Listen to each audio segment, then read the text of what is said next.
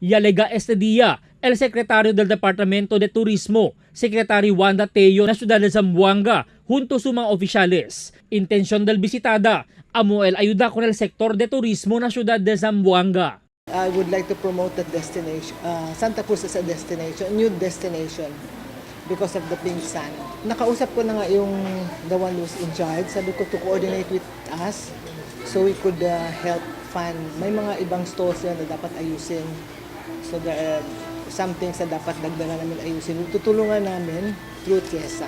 Una ya bisita el opisyal na Las Islas de Santa Cruz, ISLDE la mga komento. She wants to improve the facilities and we will fund it through TIEZA. She wants the day experience at Santa Cruz Island of the local and foreign tourists to be more comfortable, to become more memorable, in line with the effort to bring more tourists to Mindanao. Preparaw ya también asigun el isla para recibir con el foreign tourist.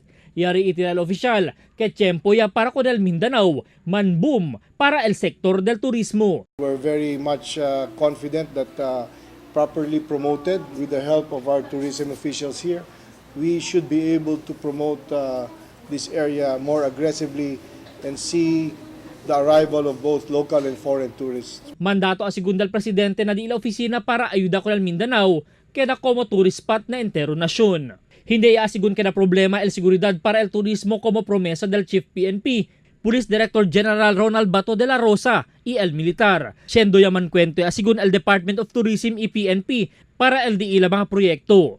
It remains a concern and Secretary Wanda has met with General Bato and he has assured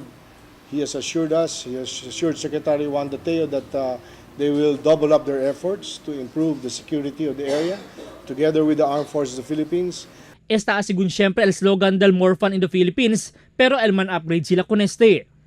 Albert Luna, Dateline Zamboanga.